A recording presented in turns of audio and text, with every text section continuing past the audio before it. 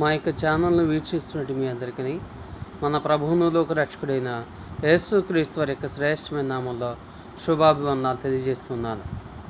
ప్రియ సహోదరి సహోదరులరా, నేడు మనము క్రైస్తవులుగా ఈ యొక్క భూమి మీద జీవిస్తూ ఉన్నాము. ఈ భూమి మీద మనం జీవిస్తున్నప్పుడు పరిశుద్ధ గ్రంథంలో నుండి దేవుని యొక్క మాటలను మనము అనేక సార్లు వింటూ ఉన్నాము. కానీ కానీ పరీక్షించట్లేదు. లేఖనాలు నిజంగా అలాగ ఉన్నవా లేవా అని పరీక్షించట్లేదు. ఆనాడు బెరియా పట్టణస్థులు పౌలు శీలయు బోధిస్తుంటే వాక్యం అలాగ ఉన్నదా లేదని వారు నిరంతరము పరిశీలన చేసినట్లుగా అపోస్తుల కార్యములు 17వ అధ్యాయం 11వ వచనం ప్రకారము మనం గమనించవచ్చు. ప్రియదేవుని పిల్లారా, అయితే పరిశుద్ధ గ్రంథంలో 3 కాలాలుగా డివైడ్ చేయబడినట్లుగా మనం గమనించవచ్చు. అయితే ఈ యొక్క పరిశుద్ధ గ్రంథంలో 3 కాలాల్లో మొదటిది పితరుల కాలము, రెండవది ధర్మశాస్త్ర కాలము, మూడవది క్రీస్తు యుగము లేదంటే క్రీస్తు కాలము లేదంటే క్రొత్త నిబంధన కాలము. అయితే ప్రియ దేవుని పిల్లలారా, ఈ యొక్క 3 కాలాల్లో కూడా దేవుడు తనకు కానుకలను సమర్పించమని 3 కాలాల్లో ఒకే రీతిగా వెల్లడిపరచలేదు. చూడండి, పరిశుద్ధ గ్రంథాన్ని మనం గమనించినప్పుడు చాలా ఆశ్చర్యకరమైన విషయాలు మనకు వెలుగులోనికి వస్తాయి. అయితే చూడండి ప్రియ దేవుని పిల్లారా, పితరుల కాలంలో దేవునికి కానుకలు ఏ రీతిగా ఇచ్చారు, దేవుడు ఏ రీతిగా ఇవ్వమన్నాడు. నిజంగా పితరుల కాలంలో దేవుడు కానుకలను ఖచ్చితంగా ఎంతే ఇవ్వాలి అని ఆజ్ఞ ఏదైనా పెట్టాడా అనేది ఒకసారి మనం గమనించగలిగినట్లయితే, ఈ యొక్క కానుకలను గురించి మనము మొట్టమొదటిసారిగా దేవునికి కానుకలు అర్పించింది హేబేలు అని మనం గమనించవచ్చు. ఆదాము అవ్వల యొక్క రెండవ కుమారుడు, కయీను యొక్క తమ్ముడు. ఈ యొక్క హేబేలు గారు దేవునికి కానుకలు సమర్పించినట్లుగా మనము పరిశుద్ధ గ్రంథంలో మొట్టమొదటిగా మనం గమనించవచ్చు. ప్రియ దేవుని పిల్లారా, అయితే ఈ యొక్క హేబేలు ఇచ్చిన విధానాన్ని మనం గమనించినట్లయితే, హేబేలు గారికి దేవుడు ఆజ్ఞేయం ఇవ్వలేదు ఖచ్చితంగా ఎంత ఇవ్వాలని. కానీ చూడండి ప్రియ దేవుని పిల్లారా, హేబేలు గారు ఇచ్చిన విధానాన్ని మనం ఒకసారి గమనించినట్లయితే, దేవునికి యోగ్యకరమైన స్థితిలో, దేవునికి ఇష్టపూర్వకమైన స్థితిలో, దేవుడు లక్ష్య పెట్టే స్థితిలో హేబేలు గారు దేవునికి కానుకలు సమర్పించినట్లుగా మనము ఆది కాండము గమనిస్తున్నట్లయితే మనకు ఈ మాట చాలా స్పష్టంగా రాయబడింది. కాబట్టి ప్రియ దేవుని పిల్లారా, ఈ యొక్క హేబేలు గారిని మనం గమనిస్తున్నట్లయితే 4వ అధ్యాయం ఆది కాండము 4వ అధ్యాయము 3 నుంచి 4 వచనాలు మనం గమనిస్తున్నట్లయితే, ఇక్కడ సందర్భము ఆ యొక్క తన అన్న అయిన కయీను తను వ్యవసాయం చేసుకుంటూ తన యొక్క భూమిలో పంటలో కొంత దేవునికి ఇచ్చినట్లుగా మనం అక్కడ గమనిస్తూ వచ్చాము. అదే రీతిగా తన తమ్ముడైన హేబేలు కూడా తను ఏదైతే ఆ యొక్క గొర్రెల కాచుకొనుటలో తాను శ్రేష్టమైన వాటిని దేవునికి ఇచ్చినట్లుగా మనం గమనించవచ్చు. ప్రియ దేవుని పిల్లారా, అయితే మనం గమనిస్తున్నట్లయితే, ఇంకా మనం ముందుకు వెళ్ళినట్లయితే, పితరుల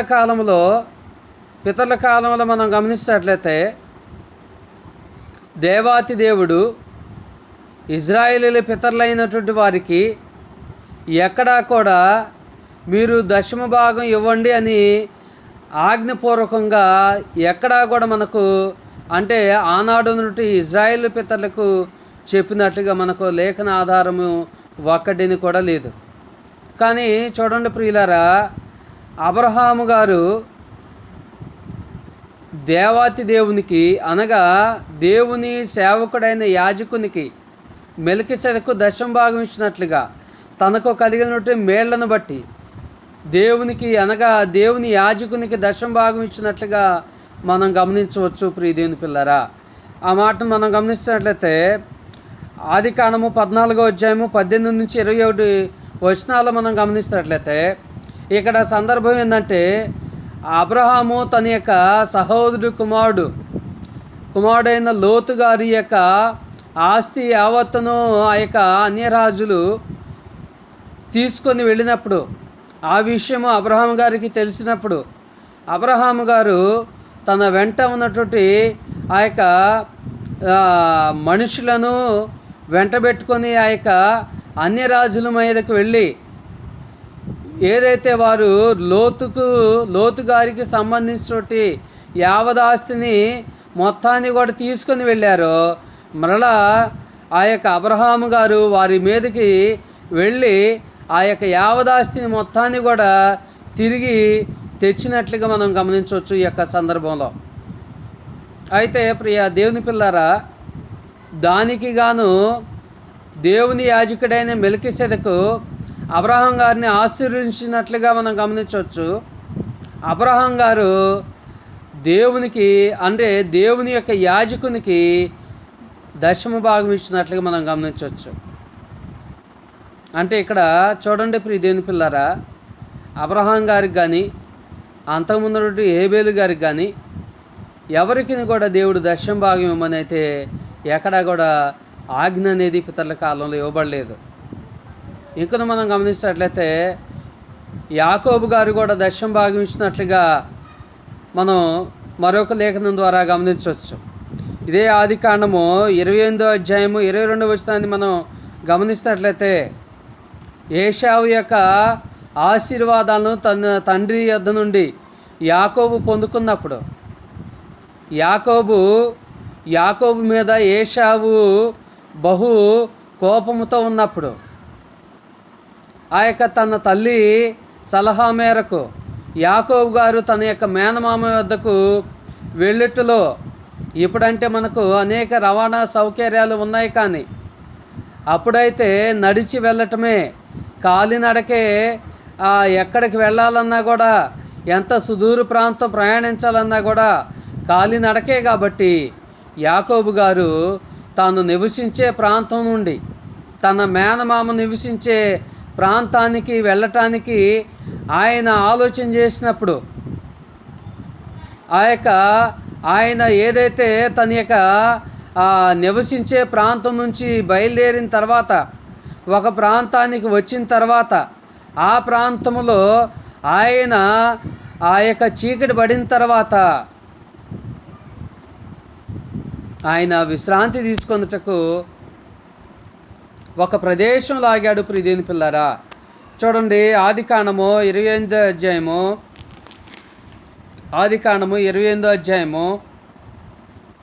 22వ వచనాన్ని మనం గమనిస్తున్నట్లయితే ఆదికాండము 28వ అధ్యాయము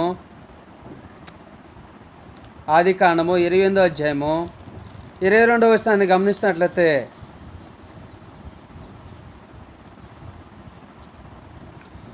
మరియు స్తంభముగా నేను నిలిపిన ఈ రాయి దేవుని మందిరమగును, మరియు నీవు నాకిచ్చు యావత్తులో 10వ వంతు నిశ్చయముగా నీకు చెల్లించదనని మొక్కుకొను. చూడండి ప్రియులారా, ఇక్కడ దేవుడు యాకోబు గారికి వచ్చినటువంటి దర్శనం ద్వారా దేవుడు ఇటువంటి ఆశీర్వాదాలను బట్టి యాకోబు గారు దేవునికి ప్రతి దానిలో కూడా దశమ భాగాన్ని ఇస్తానట్లుగా మనం ఇక్కడ గమనించవచ్చు. ప్రియదేవుని పిల్లారా,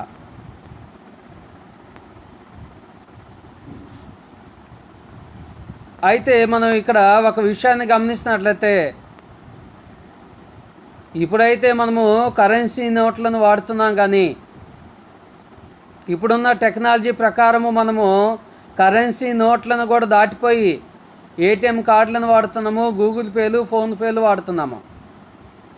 కానీ కొన్ని వేల సంవత్సరాల క్రితము భూమి పుట్టినది మొదటి దినాల్లో.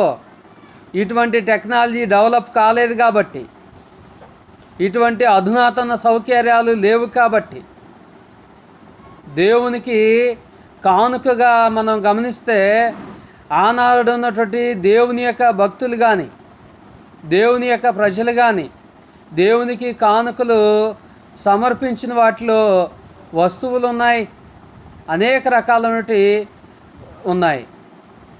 అయితే ప్రియ సహోదరి సహోదరులారా, ఇక్కడ మనం గమనించాల్సిన విషయం ఏంటంటే, పితరుల కాలంలో దేవుడు ఎక్కడా కూడా దశమ భాగం ఇవ్వమని ఆజ్ఞాపించలేదు తన యొక్క బిడ్డలైనటువంటి వారికి. ఆజ్ఞాపించబడక మునిపే పితరులైనటువంటి వారు దేవునికి దశమ భాగం ఇచ్చినట్లుగా మనం గమనించవచ్చు ప్రియ దేవుని పిల్లారా. అయితే మనం గమనిస్తున్నట్లయితే పరిశుద్ధ గ్రంథంలో పితరుల కాలము ఎక్కడి నుండి ఎక్కడి వరకు అనేది మనం ఒకసారి గమనిస్తే, ఆదికాండము 1వ అధ్యాయము 27వ వచనం నుంచి నిర్గమాకాండము 19వ అధ్యాయము 2వ వచనం వరకు పితరుల కాలంగా మనం గమనించవచ్చు. మన పితరులు ఎవరయ్యా? మన యొక్క ఆనాడు ఇజ్రాయిల్ యొక్క పితరులు ఎవరయ్యా అని మనం గమనిస్తే, ఆదాము మొదలుకొని నోవాహు, అబ్రహాము, ఇస్సాకు, యాకోబు మొదలగు వారు. ఈ రీతిగా మనం గమనిస్తున్నట్లయితే వీరందరూ కూడా ఇజ్రాయిల్కు పితరులుగా పిలువబడ్డారు ప్రియ దేవుని పిల్లారా. అయితే ఇంకను మనకు పరిశుద్ధ గ్రంథంలో అనేక లేఖనాలు ఉన్నాయి. కానీ అయితే చూడండి ప్రియులారా, ఇక్కడ యాకోబు గారు అంటున్నాడు, యావత్తులో కూడా దశమ భాగాన్ని ఇస్తానని. కాబట్టి దీన్ని బట్టి కూడా మనం గమనించుకోవాలి, ఆనాడు ఉన్నటువంటి పితరులు వారి యొద్ద ఏమి ఉంటే దాన్ని దేవునికి సమర్పించారు, దానికి దేవునికి కానుకగా ఇచ్చారు. చూడండి, నీవు నాకిచ్చి యావత్తులో 10వ వంతు నిశ్చయముగా నీకు చెల్లించదనను. నీవు నాకిచ్చి యావత్తులో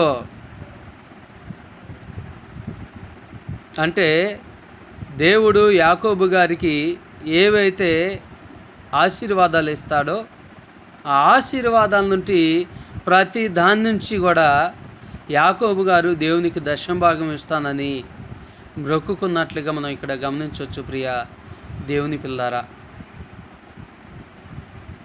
కాబట్టి పితరుల కాలంలో మనకు దేవుడు దశమ భాగం ఇవ్వమని కానీ ఎటువంటి ఆజ్ఞ కూడా ఇవ్వలేదనేది మరోసారి మనం జ్ఞాపకం ఉంచుకోవాలని మీకు తెలియపరుస్తూ ఉన్నాను. అయితే ప్రియ దేవుని పిల్లారా, పరిశుద్ధ గ్రంథము 3 యుగాలుగా 3 కాలాలుగా డివైడ్ చేయబడింది. కాబట్టి మనము గమనిస్తున్నట్లయితే పితరుల యుగంలో అయితే ఎటువంటి ఆజ్ఞ కూడా పితరులు పొందుకోలేదు ఈ యొక్క కానుకలు గుర్చి. అయినా సరే వారు దేవునికి దశమ భాగం ఇచ్చినట్లుగా, అంటే ఆజ్ఞాపింపబడక మునుపే వారు దేవునికి దశమ భాగం ఇచ్చినట్లుగా మనం గమనించవచ్చు ప్రియ దేవుని పిల్లారా. అయితే మనము ధర్మశాస్త్ర కాలంలో మనం గమనిస్తున్నట్లయితే చూడండి ప్రియులారా, పాత నిబంధన అంతట్లో కూడా దేవుడు కానుకలను గూర్చి సుమారు 719 సార్లు తన యొక్క లేఖనాల ద్వారా రాయించినట్లుగా మనం గమనించవచ్చు. అయితే చూడండి ప్రియులారా, దేవుడు కానుకలకి ఎంత ప్రాముఖ్యతనిచ్చాడనేది ఇక్కడ మనకు అర్థం కావాలి ప్రియ దేవుని పిల్లారా. ఎంత ప్రాముఖ్యతనిచ్చాడనేది మనకు అర్థం కావాలి. అయితే చూడండి ప్రియులారా, ఈ యొక్క 719 సార్లు దేవుడు కానుకను గూర్చి రాయించాడు అనేది ఎంత సత్యమో, అదే రీతిగా పితరుల కాలంలో మాదిరిగా పాత నిబంధన కాలంలో అనగా ధర్మశాస్త్ర కాలంలో దేవుడు కానుకలను గూర్చి స్పష్టమైన ఆజ్ఞ ఇచ్చాడు ప్రియ దేవుని పిల్లారా. అయితే చూడండి ప్రియులారా, స్పష్టమైన ఆజ్ఞ ఏందయ్యా? ధర్మశాస్త్ర కాలంలో ఇజ్రాయేలులకు అంటే దశమ భాగాన్ని ఇవ్వాలి, అనగా 10వ వంతును ఇజ్రాయేలీలు అనబడేవారు దేవునికి కానుకగా సమర్పించాలి. దేవునికి కానుకగా సమర్పించాలి ప్రియదేవుని పిల్లారా. అయితే ఇక్కడ మనం గమనిస్తున్నట్లయితే ధర్మశాస్త్ర కాలంలో దేవుడు ద్వితీయోపదేశకాండము 12వ అధ్యాయము 5-6 వచనాల ప్రకారము చూడండి, దేవుడు తెలియపరిచినటువంటి విషయాలను మనం గమనిస్తున్నట్లయితే ద్వితీయోపదేశకాండము 15వ అధ్యాయము 12వ అధ్యాయము 5-6 వచనాలు మనం గమనించినట్లయితే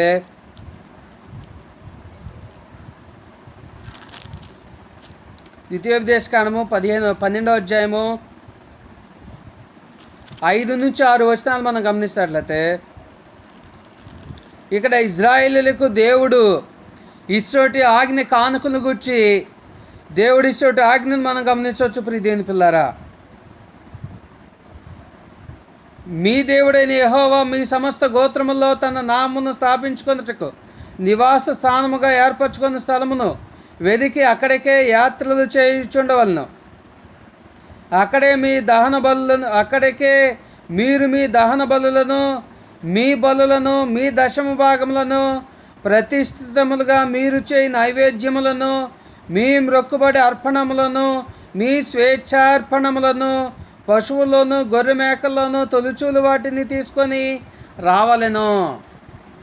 చూడండి ప్రియులరా, పితల కాలంలో మాదిరిగా దేవుడు కానుకలను గురించి స్పష్టంగా తెలియపరచకుండా ఉండలేదు. ఎందుకంటే ఇజ్రాయిల్ అనబడేవారిని, ఇజ్రాయిలీలు అనగా యాకోబు యొక్క 12 మంది సంతానము, 12 గోత్రాలు ఎవరైతే ఇజ్రాయిల్గా ఏర్పడ్డారో ఆ యొక్క ఇజ్రాయిల్కు దేవుడిస్తున్న ఆజ్ఞ ఏందయ్యా అంటే దశమ భాగం ఇవ్వాలని దేవుడు తన పరిశుద్ధ గ్రంథం ద్వారా స్పష్టంగా చెప్పాడు. అయితే దశమ భాగము ఖచ్చితంగా ఇజ్రాయిల్ ఇవ్వాలని దేవుడు సెలవిచ్చున్నాడు ప్రియదేవుని పిల్లరా. అయితే ఇక్కడ మనం గమనిస్తున్నట్లయితే ఇదే లేఖనం ద్వారా దేవుడు తెలియపరిచినటువంటి విషయం ఏంటంటే ఇజ్రాయిలీలు అనబడేవారు స్వేచ్ఛార్పణలు కూడా అర్పించవచ్చు దేవునికి. అయితే కానుకలు అర్పించేది దేవుణ్ణి ఆరాధించడానికి వెళ్ళినప్పుడు కానుకలు అర్పించాలి ఖచ్చితంగా. స్వేచ్ఛార్పణం అంటే అది వారి ఇష్టము. స్వేచ్ఛార్పణానికి ఖచ్చితంగా ఎంత ఇవ్వాలనేది దేవుడు ఎక్కడా కూడా ఒక లిమిట్ని అనేది పెట్టలేదు. అయితే చూడండి ప్రియులరా, కానుకకు స్వేచ్ఛార్పణానికి చాలా వ్యత్యాసం ఉన్నదని మనం గమనించాలి. అయితే చూడండి, ఈ యొక్క కానుకలు అనేవి మనం గమనిస్తే ద్వితీయోపదేశకాండము 14వ అధ్యాయము 22-23 వచనాల్లో కూడా దేవుడు తెలియపరిచినటువంటి విషయం ఏంటంటే ఇజ్రాయేలీలకు మీకున్న సమస్తములో ఖచ్చితంగా దశమ భాగాన్ని దేవునికి అర్పించాలి. ఖచ్చితంగా దశమ భాగాన్ని దేవునికి సమర్పించాలి, దేవునికి అర్పించాలి. ఇంకనూ ఏమన్నాడంటే ఆ యొక్క ఇజ్రాయిల్ యొక్క భూ పంటలోను ఫల వృక్షముల్లోనూ తమ యొక్క జ్యేష్ఠ సంతానాన్ని కూడా లేదా తమ యొక్క తొలుచూలు బిడ్డలను కూడా దేవునికి అర్పణగా దేవునికి సమర్పించాలని ఇజ్రాయేలుకు ఆజ్ఞాపించబడ్డారు. ఇంకనూ ఏమంటున్నాడంటే సామెతల గ్రంథము 3వ అధ్యాయము 9వ వచనం ప్రకారం మనం గమనిస్తే నీ రాబడి అంతలో ప్రథమ ఫలమును ఏమన్నాడు దేవుడు ఇక్కడ, నీ రాబడి అంతలో ప్రథమ ఫలమును, నీ ఆస్తిలో భాగమునిచ్చి దేవుణ్ణి ఘనపరచమని ఇక్కడ లేఖనం మనకు బోధిస్తున్నది ప్రియదేవుని పిల్లరా. కాబట్టి పాత నిబంధన కాలంలో దేవుని ప్రజలైనటువంటి వారికి దేవుడిచ్చినటువంటి ఆజ్ఞ ఏంటంటే ఖచ్చితంగా మీరు దశమ భాగాన్ని ఇవ్వాలి అనే ఆజ్ఞను ఇచ్చాడు ప్రియదేవుని పిల్లారా. అయితే చూడండి ప్రియదేవుని పిల్లారా, పాత నిబంధన కాలంలో దేవుని ప్రజలకు మాత్రమే దేవుడు ఇటువంటి ఆజ్ఞ ఇచ్చాడంటే దేవుని ప్రజలతో పాటు దేవుని మందిరంలో యాజకులుగా చేసేటి యాజకులకు కూడా దేవుడు దశమ భాగం ఇవ్వమని ఆజ్ఞాపించాడు. ఎక్కడ ఉందంటే సంఖ్యాకాండాన్ని మనం గమనిస్తున్నట్లయితే సంఖ్యాకాండము 18వ అధ్యాయము 25వ వచనం నుంచి 32వ వచనం వరకు మనం గమనిస్తే ఏదైతే దేవుని ప్రజలు దేవుని మందిరానికి 10వ భాగాన్ని దశమ భాగాన్ని తీసుకొని వస్తారో ఆ దశమ భాగంలోనే మళ్ళా దశమ భాగము ఆ యాజకుల తరపున దేవునికి సమర్పించాలని మోషే ద్వారా దేవాతి దేవుడు ఇజ్రాయేలుకు ఆజ్ఞాపించినట్లుగా, అంటే ఇజ్రాయేల్ యొక్క యాజకులకు ఆజ్ఞాపించినట్లుగా ఇక్కడ మనం గమనించవచ్చు ప్రియ దేవుని పిల్లరా. అయితే చూడండి ప్రియులరా, మనం గమనిస్తున్నట్లయితే ఈ యొక్క దశమ భాగం అనేది పాత నిబంధన చట్టం ప్రకారం ఖచ్చితంగా ఇవ్వాలి. అలాగే ఇవ్వకపోతే మలాకి 3వ అధ్యాయము 9-10 వచనాల ద్వారా దేవుడు మాట్లాడుతున్నాడు.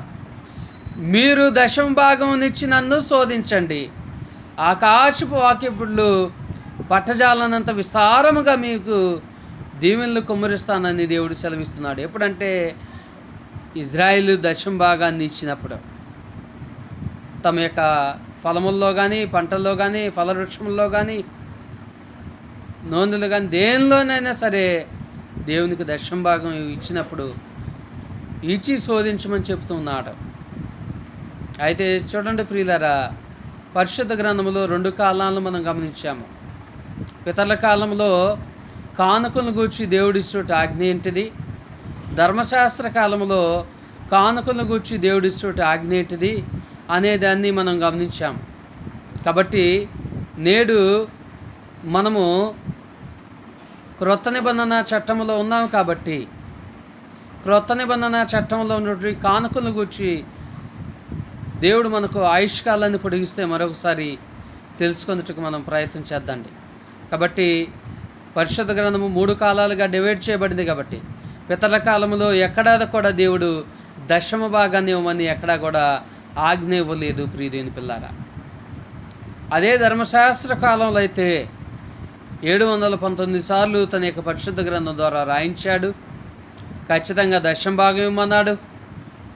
దశమ భాగము అది ధనరూపకంగా మాత్రమే కాకుండా ప్రతి దాని నుండి కూడా దేవుడు దశమ భాగాన్ని అడిగినట్లుగా యోమని ఆజ్ఞ ఇచ్చినట్లుగా మనం పాత నిబంధన ధర్మశాస్త్రాన్ని గమనిస్తే మనకు అర్థమవుతుంది ప్రియదేవుని పిల్లారా. కాబట్టి ఇటు విషయాలు మనందరూ కూడా గమనించాలని మీ అందరికీ నీ ప్రేమపూర్వకంగా తెలియజేసుకుంటూ ఇప్పటివరకు ఓపికతో శ్రద్ధగా ఉన్నట్లు మీ అందరికీ ప్రభునామున వందనాలు తెలియజేస్తున్నాను. ఎవరైనా మా యొక్క ఛానల్లో నూతనంగా వీక్షిస్తున్నట్లయితే దయచేసి లైక్ చేసి సబ్స్క్రైబ్ చేయవలసిందిగా మీ అందరికీ ప్రేమపూర్వకంగా తెలియజేస్తున్నాను.